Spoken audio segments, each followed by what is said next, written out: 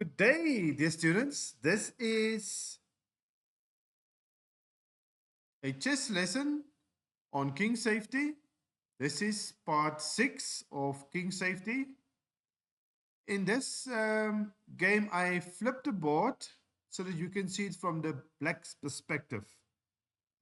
Here, black to play white to play pawn to e4, then black plays pawn to e5, knight to f3, attacking our pawn, developing the knight. We defend our pawn and also develop our knight. Bishop to c4, now we have the Italian game, and here black plays the knight to f6, and we have what we call the two knights defense. Now, if the opponent plays the two knight defense, then many players immediately start to attack. White can play d3 and the game can continue like this. For example, white castles, black castles, and the game can continue. You can play bishop to b3 here. This is how the game can continue. But no, after knight to f6, white plays knight to g5. Why? We are targeting f7 because we feel that it is a weak spot and we have to attack it. But we don't have to do that. We don't have to attack this uh, weak spot with our pieces. But if we do, we need to know how to conduct the attack. Otherwise, we will end up in a lot of trouble as white.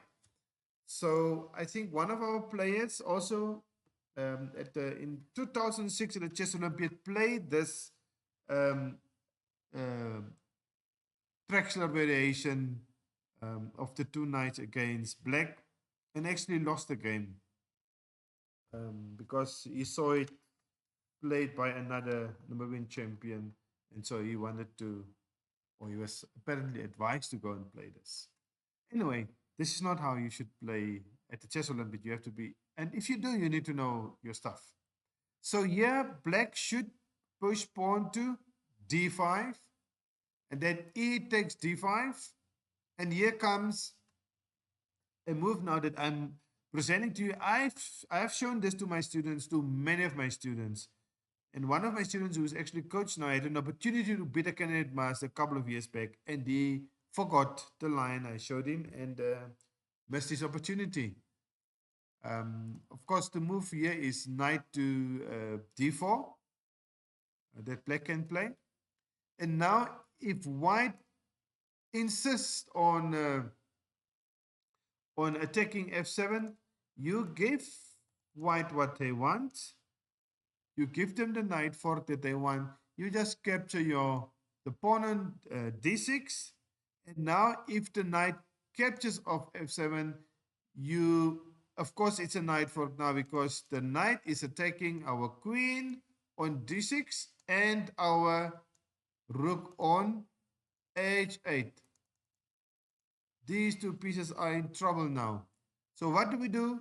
We play our queen to um, c6, and we are now attacking the bishop on c4.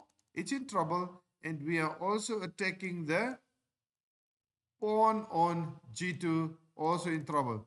So the only way for for white to save himself now is to play his bishop back and go and protect his pawn. And then we can snag on the knight. So I'll give us the knight as a snag and admit that the premature attack with meager forces went horribly wrong or faced the consequences. Here, unfortunately, white didn't want to stop and continue to snag on our rook on h8, and that is a blunder. And now it is black to play and strike back. What would you play here? Would you go for the delicious snag on c4, or would you go for the smaller snag on g2? I will let you pause the video here and make a decision.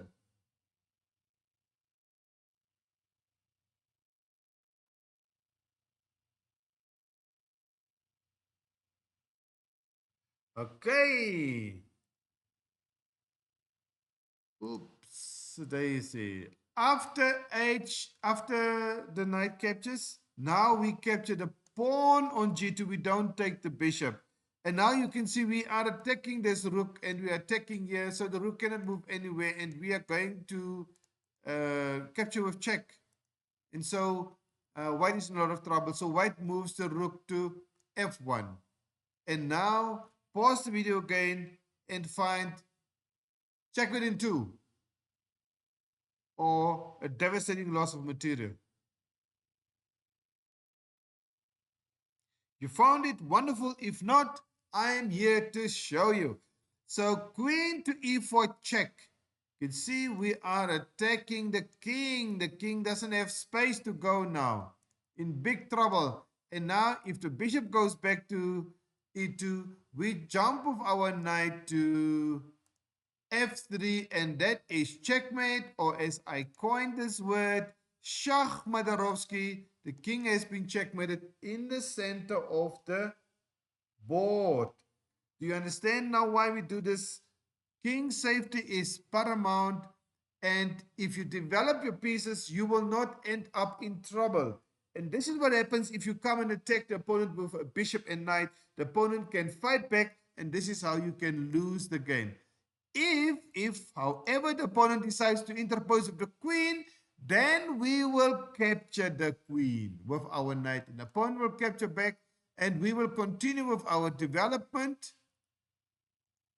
We will play this bishop out.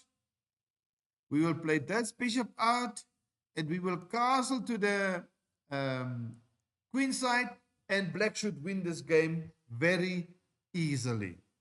So that is part 6 of King Safety. Thank you for watching. On to the next one.